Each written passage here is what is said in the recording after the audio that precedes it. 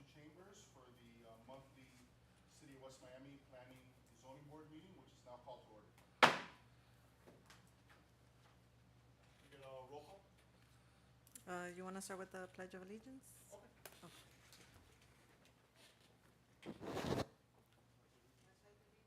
To the flag of the United States of America and to the republic for which it stands, one nation, under God, indivisible, with liberty and justice for all.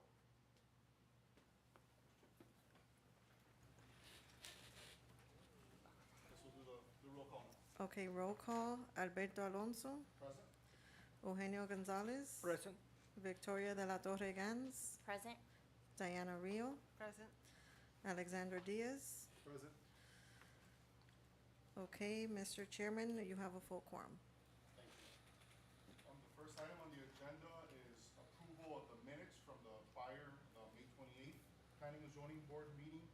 The minutes have been passed out for everyone to review. Does anyone have any questions or issues with the minutes?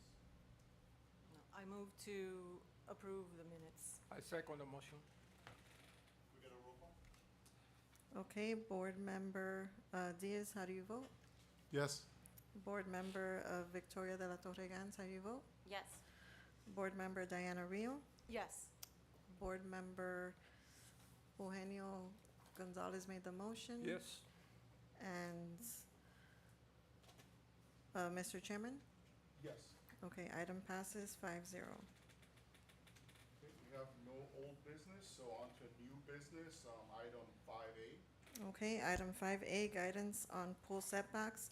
This is a discussion and direction regarding proposed amendments to ordinance 282, section 11.3, related to pool setbacks from 10 feet to 5 feet on rear and side property line.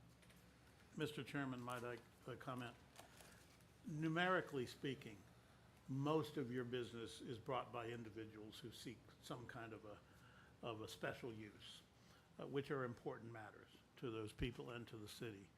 However, the city code also makes you responsible for reviewing zoning code changes, like this zoning code change, which allows swimming pools to be closer to side and rear property lines than the code currently does.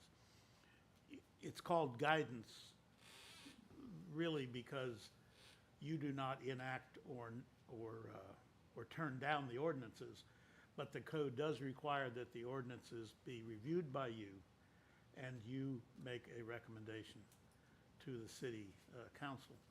If you recommend no, the city council can adopt it only with a 4/5 vote, 4 votes out of 5, rather than 3 votes out of 5. So while the individual actions are important, this, a smaller number of actions are like this that are the entire zoning code. And you will see more of this with respect to the sale of that's not tonight, but with respect to the sale of the trailer park. As you folks know, the trailer park was sold, and by definition, that requires, changes in the zoning code and requirements for that property. This one is pool fences. Why did I say pool fences? Pool setbacks. And as you can tell, we had been told that the city frequently gave special exceptions or special uses to pools, that the 10-foot setback was frequently, special uses were frequently allowed. And this would change the zoning code to 5 feet setbacks and 2.5 feet of pervious area, pervious meaning grass, dirt, where water can sink into the ground.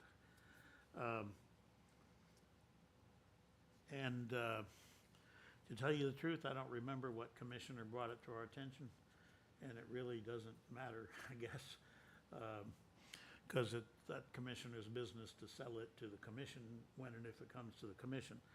But this is really a vote yes or no on this ordinance in terms of advice, which is why it's called guidance rather than, enactment. I'll open it up to everyone on the board for comments or thoughts. feel like a lot of variances have been made already on a lot of residential properties to amend those setbacks from 10 to 5, some even less than 5. So I honestly think that it would be proactive of us to start changing the code to allow this, so that then those variances don't have to come to us, and they're just part of the city ordinance at that point.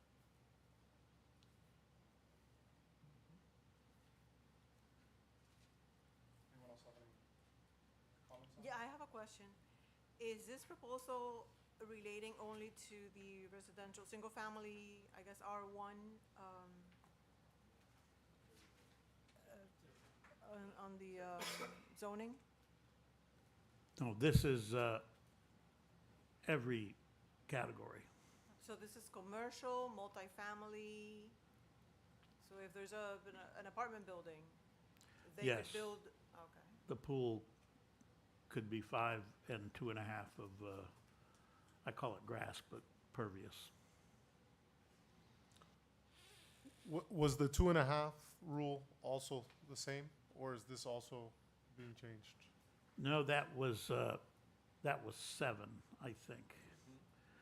But when we went, I mean, So it was to 10 tell you the and truth, 7. I wrote it, but Yeah. I wrote it, on the request of and we went from 10 to 5, and there being 5 left, we want a reasonable amount of space between the property line and concrete or screen structures or anything. So I just divided 5 by 2 and got 2.5. And it seemed to make sense, because you want to be at least a ways off the property line, fences go in there and what do you call those things, hedges and things like that. But it was discussed, and that's what we came up with. Mark Alvarez, the grass here is also part of, we're trying to respond, Dade County now has a requirement that every single lot can drain its own water and you don't have overflow onto your neighbors. So we do have to keep a pervious area to make sure that we are supporting that. So with the 5-foot setback from as proposed in here, would that provide enough pervious area for the water to drain properly? Well, If- 2.5, there's a minimum of 2.5.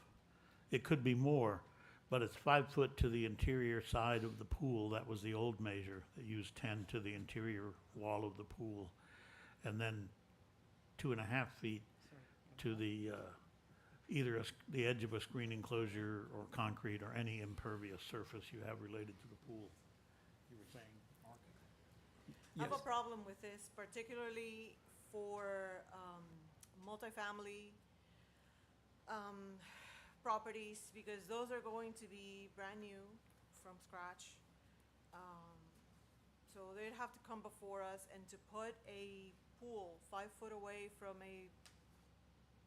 another property in a residential environment, I think is too close to the adjacent property.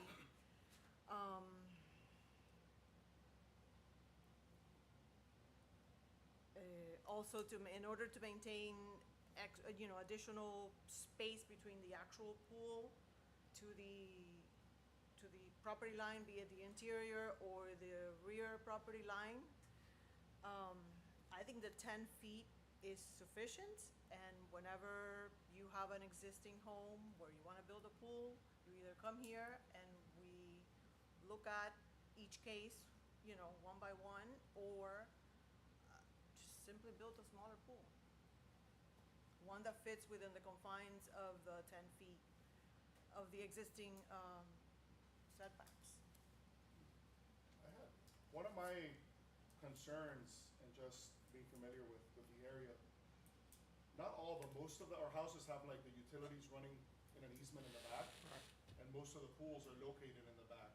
So my concern was with a lot of the lines run from like the pole to the house, and moving the pools, and especially like a screen enclosure, or any other structure to that 2.5 foot line, how that's gonna affect utilities, utility lines. I know one issue I had, it wasn't a pool, but we wanted to put a shed in our backyard, and we wanted to lay down a concrete slab, and we called 811 or whatever, and we had like 1,000 lines running back there, like the main water line, a lot of, so I don't know, I guess that could be addressed in other ways, but it might be an issue that's better brought to our attention on a case-by-case variance. Well, From- that certainly is correct about easements, and the easements override any right of the property owner. If there is an easement for 7 feet, the property owner cannot impinge on that 7 feet easement legally. Yeah, I know one of the issues we had was like our main water line was right back there running through that area, like from the easement to like the house, so to the extent, someone wanted to build a pool, maybe 10 feet's enough, but as you get closer to the 5 feet and the 2.5 for other types of enclosures and stuff, you kind of, I don't know, I guess that could be dealt with in other, other ways by permitting or, that was just one of my, that stuck out to me.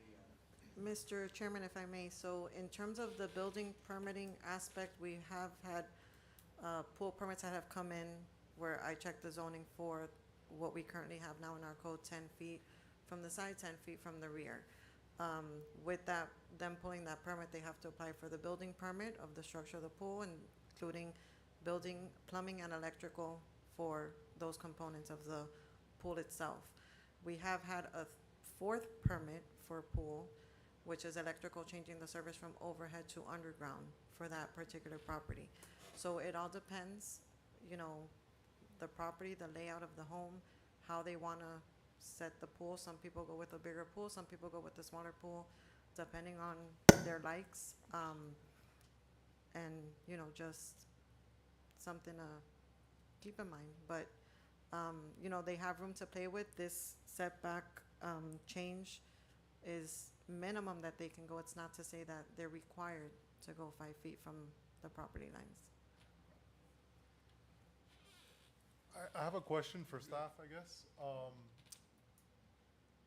Not that it matters, but what are similar cities, with our, lot sizes, what do they do? Maybe surrounding areas, right? Are we at a line saying 10 feet, or is 5 feet the standard? Well, Mark, who's the expert in discussing this, and of course, we're not sponsors of this, Of of course course. you understand. But in discussing this, it was stated that this was not an unusual change. Not that the city was being obstructionist with 10 feet, but that this was not an extraordinarily strange movement to 5 and 2.5. But what do you know about that, Mark? What are the? Yeah, I couldn't list off other cities right now. I'm not prepared for that. But I know I've seen 5-foot setbacks before. I think a lot of what motivated it and the rationale is that West Miami predominantly has fairly small lots. So that's why I think whenever we see a lot of variances come in over time, we know that maybe we have to adjust the code. So I think your combination of small lots and as people decide to put in pools, there's just not always quite enough space. You do measure it from the face of the pool, I want to add, which is a little unusual. A lot of cities will measure it from the deck sometimes. But still, it was really mostly to accommodate the small size of the lots and that we're seeing a lot of variances for this. Okay, thank you. And I can understand that for single-family lots, but definitely not for multifamily or commercial lots. Yeah, your comment is noted, and I'll add a little bit to that. So the way the code is set up right now, the pools regulations is in the general section. It applies to everything. I actually agree with you. I wish that we would have to restructure a lot in the code to do this in a way that it only applies to single family. I had the same concern, but the way the code is set up right now to do this, we'd have to make a lot of changes to reorganize the zoning code to really bring it to single family, or we'll just add the language to this, which is a little awkward, but that it would only apply to R1 and R2. Which you can, You can That- have that the would la- be- I mean, that would now be we're amending the suggestion code, that so you might might- as well right, if you want to make a have that recommendation for language on that, there that would be. if this were to I pass. see their concern, like, especially now where, like, the trailer park property is, if they build a huge complex and now they're like, well, let's put the pool all the way in the back. 5 feet away Not from the everyone guy, on no, 11th and that's 12th not, Street there no way. has like a pool, and on Saturday and Sunday, it's Yeah, party. just party central, where an extra 5 feet all the way around could make, All the could make a difference big in the world. difference. If I can add, a lot of the apartments that have gone up do install their pool on the 5th floor or on the rooftop. It's also something to consider. With the rooftop, does the same rule apply? To 5 feet to the property line? From the property Or line, we're not 10 talking from Yeah, from the exterior wall building of to the wall. structure, correct. Okay, The same would apply. that's interesting. If you want, what you could do is make a recommendation that we amend it to only apply to, if you feel supportive of it, you could recommend that it only apply to single family. Is an alternative way to If handle it. you wanted to do that, the motion could be that the existing section 11.3 be renumbered as 11.3A, and that a new section 11.3B be created from this proposed 11.3 in the proposed amendment with the preparatory remark, in residential zoning sections, comma, setback shall be. That's good guidance. I would be happy to support that. Does anyone have any other comments or make a motion?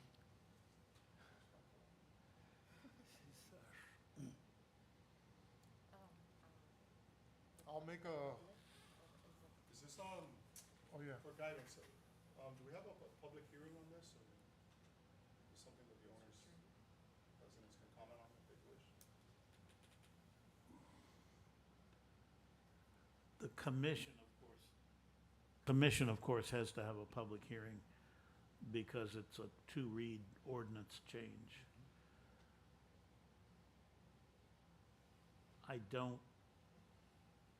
Since you are not enacting a law, you would not have a state requirement for a public hearing. I think he was referring Anna. to addressing the people, the residents here. No? yeah. Like to let them, if they're here Yeah, to we- speak on this item or not. Well, it has not been noticed by the clerk as a public hearing. Oh, Okay. I don't think so, was it? but we can still, No, it was not noticed as a public hearing. And I must admit that I did not Sorry, Alan. intervene and require them to notice it as a public You're about hearing. to motion. So if it is not noticed, if it's required to be noticed as a public hearing, then that's my fault.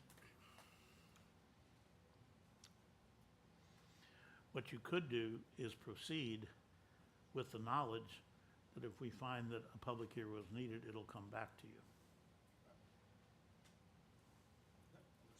And you would be doing that because you're a lawyer. You wouldn't be violating any law because your lawyer suggested it. He's in trouble, not you. if no one else is trying to make a motion, I'll go ahead and make a motion to go ahead and pass this with the amendment that we spoke about, restricting it to, single-family homes and opening up, I guess, discussion for, or keeping commercial and, multifamily home under the same, rules that we currently have, which is 10 feet. I second. Can we get a roll call? Just for clarification, Mr. Lehman, so that would mean,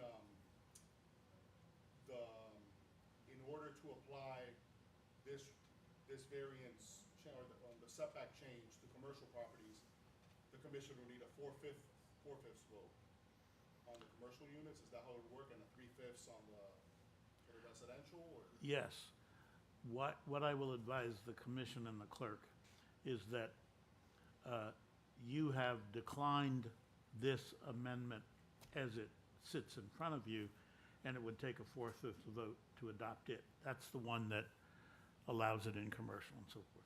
And you have recommended an alternative amendment that would only require a three-fifths vote, and I will make sure, I think I have the authority to sponsor matters, so your new one would be probably sponsored by me, meaning it'll get on the agenda. The new one will get on the agenda with only needing a three-fifths vote, and it'd probably be the attorney on behalf of the Planning and Zoning Board sponsoring the new one.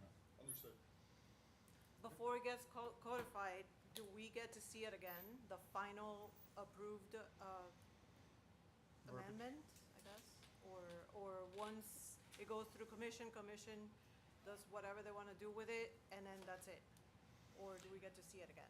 No, you would not see it again. They'll either adopt what's in front of you, or they'll adopt your recommendation, or they'll do nothing, which is conceivable in their right to do nothing. But it would not come back to you. You're only making a recommendation with some effect, of course, because it makes them have a four-fifths vote if they want to override you. But it would not come back, including if they make amendments. Okay. I could add, there's a legislative rule that if they make massive amendments so that the subject matter is different, it would come back to you. But any amendment they're likely to make is with pool setbacks. So you recommend, the current one recommends 5 for everywhere, and your recommendation is 5 for residential.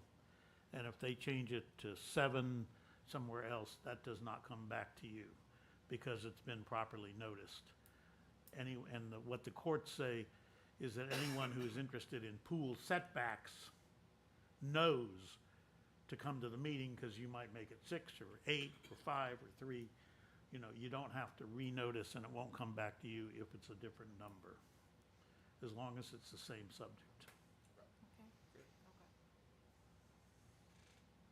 We gave our best guidance, so. Okay, there's a motion on the table. Board Member Alex Diaz, motion with amendment to single family, and then keeping R2 and commercial as it currently states in the code. Commercial and multifamily. Single family, just residential. Commercial, So only R1. Single family. This is applicable to R1 only. Correct.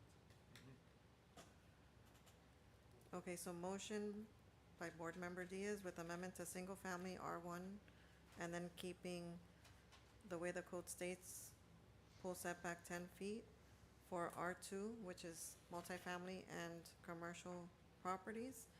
And the motion was seconded by Board Member Dana Rio. So, calling the roll. Board Member Eugenio Gonzalez, how do you vote? Yes. Board Member Victoria Gans, how do you vote? Yes. Board Member Alex Diaz, how do you vote? Yes. Board Member Diana Rio, how do you vote? Yes. And Mr. Chairman, how do you vote? Yes. Okay, so item passes with the amendments 5-0. And may I add, with the permission of the board, that means implicitly that you have rejected the one that's in front of you, and that would require 4. The code says if you vote no on what's in front of you, they have to have 4 votes to do it. However, you have, I am telling you, just voted no on the one in front of you and adopted the recommendation. So you don't have to vote again as long as you accept my, my characterization that you said no to what's in front of you, which I'm sure you did. Okay, moving on to item 5B, guidance on fences. Okay, item 5B, guidance on fences, discussion and direction regarding proposed amendments to zoning ordinance 282, section 7.22, allowing fences heights of 6 feet from ground elevation to finished floor elevation in all use districts. What this does, board members, is it has been pointed out by a commissioner and others, that when you stand in your house, you are sometimes above the ground. And so the intent of the 6-foot fence was to have 6-foot fence of blockage, but you don't have 6-foot fence of blockage if you're standing above the ground. You may have only 5 or 4.5. So it is believed that the original intent of the code was to have 6 feet from where a person normally stands, and that would be 6 feet from the floor elevation, not from the grass. So, I'll start because I had a personal experience with this. I am on an elevated lot, and so they didn't grant me a variance, and I couldn't build my fence to actually cover where I needed a cover. On top of that, there's some runoff because the house is elevated, and because I wasn't allowed to lift the fence and put something underneath to actually catch that runoff, it looks horrible. It's an eyesore. So I I'm a little biased towards this, and I would be proposing that this be incorporated into a new ordinance for people and residences that have that kind of variance like I had. And I had to actually, I'm a corner lot, so I couldn't have a privacy fence. I had to have the ones with the slots, and I had to grow trees. That way people actually couldn't see in my lot. So I basically put a fence for no reason. So, yeah. So, if I'm understanding the verbiage correctly, a lot of the residences here are built with crawl space foundations. Right. So we're speaking about 6 feet from the level of the finished floor of the house? Correct. Okay. Well, that could be tall, right? Like some houses that could be over a 10-foot fence from Yeah. the street. That would From happen the to my street. house. Yeah. So from personal experience, I have the same exact issue. I'm on a crawl space, and I could see Yeah. my right over. neighbors cooking dinner and hanging out, and they can see me, and I can see actually the other catty corner neighbors, and we're probably 2.5 feet off the ground with our crawl space. But I also had the same concern, like, I wonder if there's a way of doing it where, yes, you can have a taller fence to accommodate for that raised floor, but up to a certain max. You know, have an overall max that no one can say, oh, I built my, I don't know, it's an outrageous example, but if you build a new house and you put it like 5 feet off the ground, then you can have an 11-foot fence theoretically. But that might be just a, crazy example, but I don't know, it's out there. I'm assuming my house is not the highest, and it's already probably like 2.5, 3 feet off the ground. Yeah, if you account the crawl space plus like elevation change, like sometimes the street is lower than the rest of the property, right? It can get up there, right? And I think that as much as I love having a high fence, but like our lot sizes tend to be on the smaller scale. So if you put 12-foot fences, around the property, it's gonna look a little funky. Obviously, and the other thing is there's no uniformity because everyone's level will be different, determined on the base of the house, right? So It's already different now. yours might be 6 feet, but the neighbors might be 10 feet. The following might be 12. So If I may, But board, it's different now. I mean, the variances are different now because someone that's on a lower lot and has a 6-foot fence actually has a 6-foot fence, but Yeah. me, I'm elevated almost 3 feet, and so I basically don't have a 6-foot fence. yeah. I have a 3-foot fence. No, and some people are the See over opposite it. of elevated. Right? What would you call Yeah. that? They're at they're lower than the street. Yeah. So does that mean you lose 3 feet of fence, right? So it's something else to look at, definitely. through the chair, if I may. I haven't had the pleasure of meeting you yet.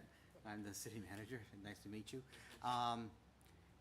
Our code right now allows a hedge on the sides and the rear of 8 feet. So my suggestion would be that you would either have a hedge or you have a fence that's not higher than 8 feet from the ground floor. It's a compromise. You're gonna have a very hard time getting anything higher than 8 feet approved anyway because of the wind loads. I can't even imagine getting an 8-foot one approved, but I'm sure it could be engineered. But anything higher than 8 feet, it'll never pass the engineering review of the plans. So, as a suggestion, right now you can do a hedge that's maximum of 8 feet. Maybe you can allow a fence to be the same size, and the way the code reads now, that's on the sides and the rear only. I like that suggestion. It's a good compromise because it provides uniformity, but it also addresses that issue of privacy that a lot of us have, that I can personally have conflicted on it because I personally would benefit from a 10-foot fence. But I understand that there's pros and cons to it, and then there's like a slippery slope. So I like the idea of, especially with the practical guidance, that anything over 8 might just be an illusory thing that would never get approved anyways. So I don't know, I personally like the idea of maybe going up to 8, but I'll leave it But to then the board for I'm sorry, comments. those 8 feet would still be measured from how it is measured now, from grade, not from floor elevation? That's a suggestion, because that kind of goes with what is allowed in terms of landscaping, is from the ground, from the grade of the ground, not from the top of the finished floor, but from the ground, yes. So if I may, Mr. Chairman, that proposed amendment would be to insert parentheses, but in no case shall a fence exceed 8 feet from finished ground grade. I don't think so. That's what he was saying. He would, that I probably mean, might be. dumb question, but do they even sell 8-foot high fences? So They do not, that would have to be, you would have to get a specialty engineer something. to come up okay. with the engineering for it. So, okay, so most gonna say people something are about gonna that be too. like, oh, well, I'm gonna go to Home Depot and just That- buy that- myself, that that's won't- gonna be that- 6 feet. I had a follow-up on that. Would you be able to do something in this scenario, because everyone already has, and I know that most owners would probably be like, okay, to take advantage of this, I'd have to take down my fence, fix it up in a way, and then get a special 8-foot fence. Would it be possible for owners and residents to do like a trellis or an extension of the existing fence, or would that be outside of the scope of what we're talking about here? Chairman, I think anything is possible as long as you can provide that it works with the building code. Because remember, the Florida Building Code's statewide, and we have to comply with it, and there's a wind load calculation that you would have to do. Now, is there something that you could potentially put on top of an existing fence to give you those extra 2 feet? Yes, but it would still have to be looked at and calculated. Okay, so this 8-foot requirement would just, if approved, it would still be obviously read with building codes, and whether it's an 8-foot fence or a 6+2, it needs to meet. Maximum of 8 feet from the grade, from ground grade, yes. Okay. How about, I'm sorry, I want to dissect this because it's also then going to restrict the hedges. And honestly, that's been my my go-around. So could we amend the fence in a separate section than hedges? So that it's not unilaterally all considered the same? Because no one's gonna build an 8-foot fence.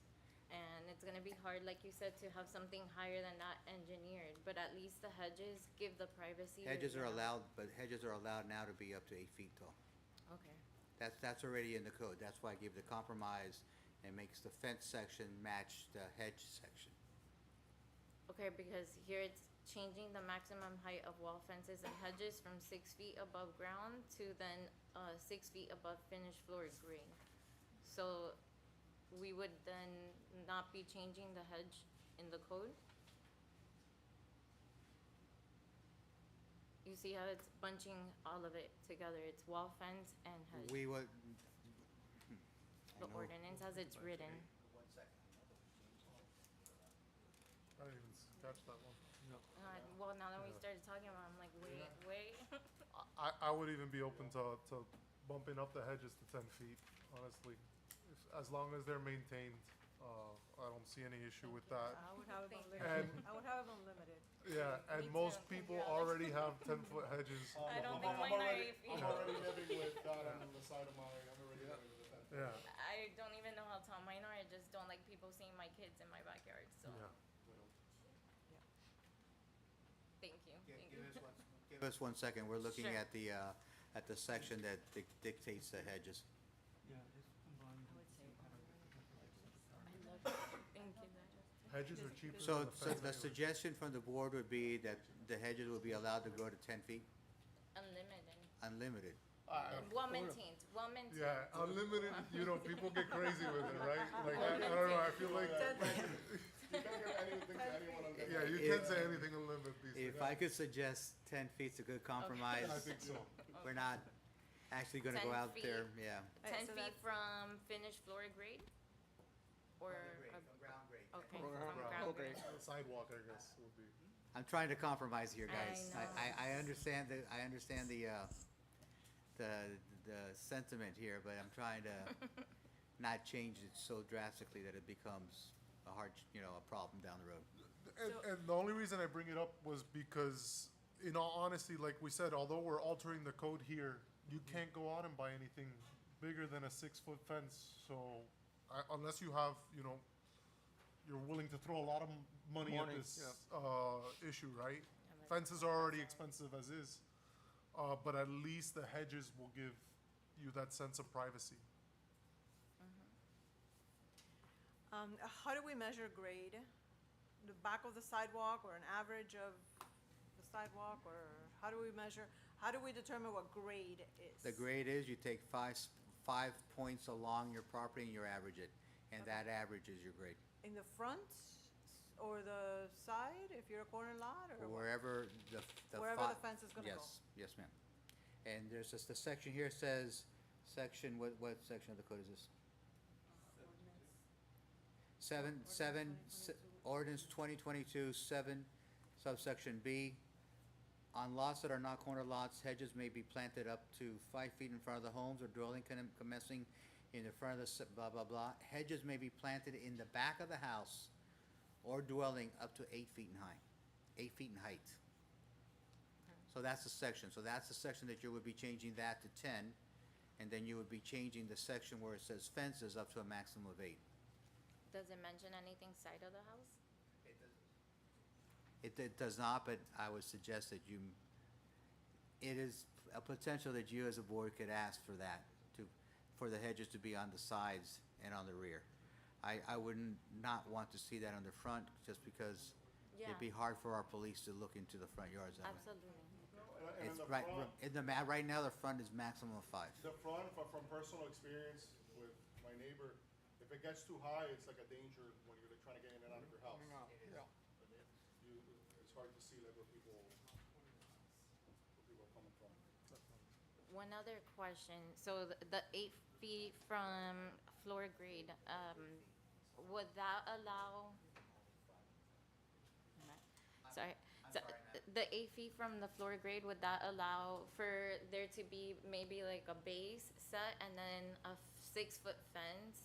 That's placed on one, top of a that is cement one barrier? potential way. You could put a 2-foot masonry wall on the bottom and then put the 6-foot fence on top. Okay. That would be one way of getting it, yes, ma'am. Okay, then that's a great ordinance to write in, so that it's not an eyesore like my house. So, sorry, City of West Miami.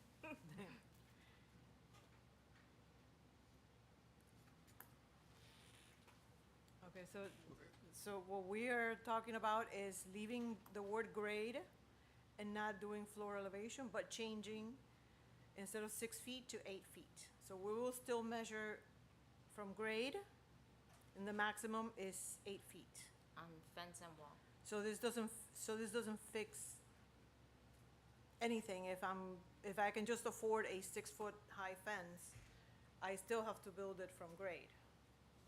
An 8, well, you can get an 8. Or you can get a variance. Yeah. Or you can get an 8-foot fence now, if you can find one. If you can find one, or afford one. Yeah, or afford Find a way one. to do, there has to be a way to do like a trellis that would work. Okay. Thinking out loud. All right. Okay, and then separate that from hedges. And Yeah. then add a section says that the hedges on the sides and the rear can be as tall as 10 feet. And the So- front of the house is only 5. So it'd be a two front, like, I guess recommendation on our end, if someone wants to make a motion, would be 8 for the fences, 10 for the hedges. before we make a motion, I have a question. How do we differentiate the front from the front side of a house, if that makes sense? Like, where does, cause the rule is 5 feet for the front of a house, right? Does that mean that I can have an 8-foot fence, an 8-foot hedge up until my house ends, and then everything in front of my structure would be the front of my house? You could have an 8-foot hedge up to the the wall that's the closest to the street in the front. Okay, And from that point forward, it has to drop to 5. okay. And that applies for corner lots as well? You can, that's entirely up the will of this board.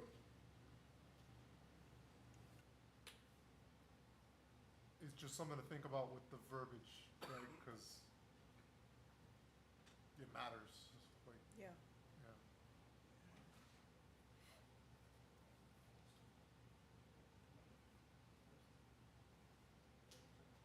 I wanna go measure my hedges before I even give this guidance.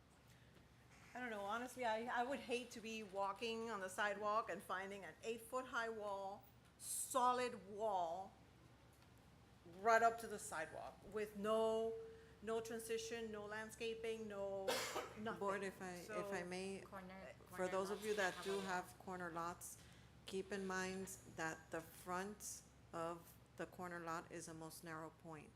Not all front doors or front entrances to the home are on that narrow side. They're sometimes on the wide side. So, like the managers mentioned, if you wanna do from the front wall of the exterior, regardless of interior corner lot, 8 feet from that front wall to their rear property or their backyard, and then from the, whatever faces the street to keep it at 5 feet, I mean, whatever. As a corner lot, so if you're walking on the sidewalk, you're not allowed to have a wall as a fence. It has to have privacy, just because that's what it, is in the code. So if you're worried about that, they wouldn't allow that. They wouldn't allow you to build a wall on a corner lot, which is what you would be walking on the fence, on the sidewalk. What do you mean? The corner lots are supposed to, by ordinance, keep a fence that has, no privacy, so you're supposed to keep it slotted. Oh, no, that's just in the triangle of visibility, that's not through the whole side. No, through the whole Facing side, the street. you're not allowed to have a wall or a fence that covers, which is why I had to go into the dilemma of putting up hedges. Like, they don't allow it in our ordinance, the way it's written, you're not allowed to have privacy in a corner lot. I think I've seen those, but I maybe. don't, no, I've seen them, I think they're grandfathered in, a lot of them are grandfathered in because I'm like, how are they allowed to, I don't know, correct me if I'm wrong, city manager. I'm sorry, It's okay. Yes, you could, I will have them look up the code on what is allowed on the fence on the sides. I'm not, you're gonna know it better than me. I do understand your concern about having an 8-foot wall when you're walking down the sidewalk on a side street. My suggestion for that would be if you live on a street that has 2 streets, the 8-foot wall can only start at the rear of the house, so that your rear yard's got privacy, not the full width. I see. Okay. So you'd have, we're talking about maybe the last 25 feet of the lot. I'm just trying to give you a compromise and trying to split, you know, the differences here. Because I do understand to have an 8-foot wall or an 8-foot hedge while you're walking down the side of a street is a little bit,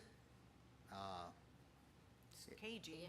Yeah. so I could understand if you have a house that lasts just the rear of the yard, you know, the side rear and the rear could be 8 feet. And that way you have privacy when you're in your backyard and you don't have to worry about it. I mean, that's a compromise that I could suggest, but it's up to you all as to what you wanna do. I just wanna make sure that that's what's really in the code, so that we don't, just to make sure, to Diana's point. And if you want to, What we had not too long ago on 63rd and 15th Street, we had to approve a variance for the triangle visibility for the slotted wooden fence that they put, I wanna say it was a couple months ago. No, it was a year ago. It's been a while. But that was only for a few inches that, Yeah, it was just for a few the inches. column had only a couple of, it was a construction. It was one column. It was a yeah. construction error. The Yeah. column was like 3 inches into the Yes. triangles, in the safe zone triangle. But that was the front of the house, That was the front of the house. so it would be different in this scenario. We could also defer this to the next meeting. I'll give that board that option as well and let us do some more research and check the different sections and come back with a better recommendation for y'all, if you'd like to do that. And that way you guys can think about it and bring it back. But Yeah.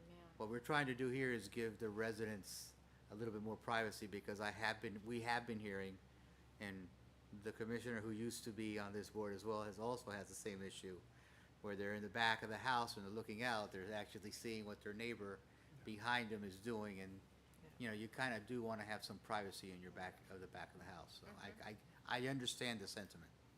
Thank you. I think that's a good suggestion. So, yeah, so maybe we just change this for the rear and interior setbacks, but not for anything facing any streets. And that would fix the corner lot Through, verbiage, yeah. through the chairman, And it accomplishes, I guess the concern underlying the change is privacy. So that would address the privacy. That would be narrowly tailored to address the privacy issue. the code already allows the backyard to. And I think the hedges is the winner here for privacy, you know. An Definitely. 8-foot hedge, I'm an gonna go 8-foot measure. allowed hedge. I'm gonna go and As we measure. know, there's Definitely, many of yeah. hedges that are over 8 feet in the city still. But I think that's the key here. Could we motion to defer and then come back to it, like you suggested? We could motion to defer, or we can try to come up with a compromise right now. There is a section in the code that instead of 8 feet, it does say that side yards can only have a 6-foot fence in the rear, and the rest has to be to 4 feet. So it's basically just changing this, but we can defer and come up with better writing and just bring it back at the next meeting, so. It's entirely up to the board. I'm up for that so that I could go around and then do some research, because if I do see other lots that have the same complications that my lot has, and their hedges are a little taller, I wouldn't want to start picking apart privacy for the residents that have had to find other ways because of that fence, max height. So yeah, could we defer? Can I motion to defer so that we could do a little more research? Yeah, make it a motion. Okay, a motion to defer? Second? Thank you. We gotta vote on it? Okay, Board Member Diana Rio, how do you vote? Yes. Board Member Eugenio Gonzalez, how do you vote? Yes. Board Member Alex Diaz, how do you vote? Yes. Board Member Victoria Gans, how do you vote? Yes. And Mr. Chairman, how do you vote? Yes. Okay, item deferred, 5-0.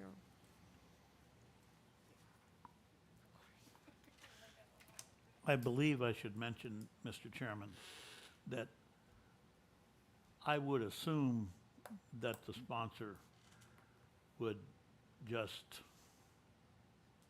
be in accord with the deferment, but we will report your deferment as a deferment, legally a rejection at the current meeting. And I doubt that they will want to go forward with a 4-person override. But the deferment is the equivalent of a rejection, but it'll come back to you. Unless the sponsor tries to go elsewhere with it, which I doubt. Understood. Item 6 is. Go to the order. Does anyone have anything to bring up to the rest of the board?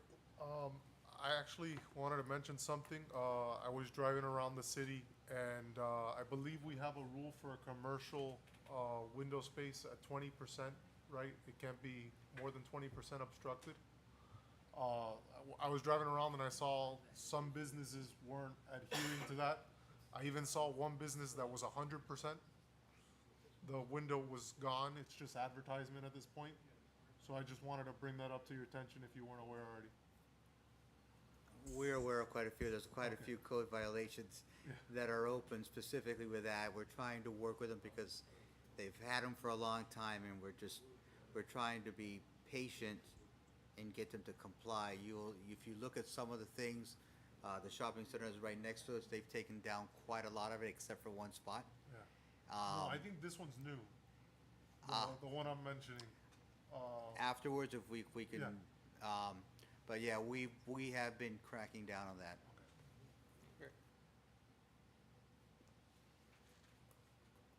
When can we expect the signage section of the code to be brought in front of us?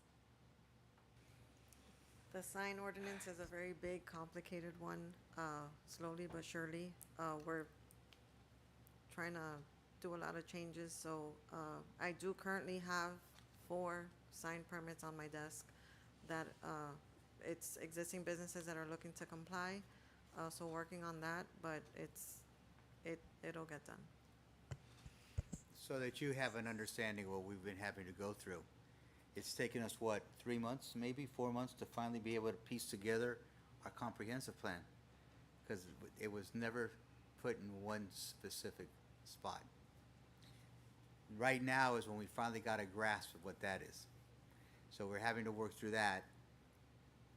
We need some patience here, but we will get to it as soon as we possibly can. Okay. You know, we'll get our consultant to start looking at it, and maybe at the next meeting, we can have a conversation of exactly what it is that you all are looking for in terms of signage. In fact, we'll put that on the agenda so that we can start having a conversation as to what you want in terms of signage, in terms of what you want to see, so that we can start incorporating it into that sign ordinance.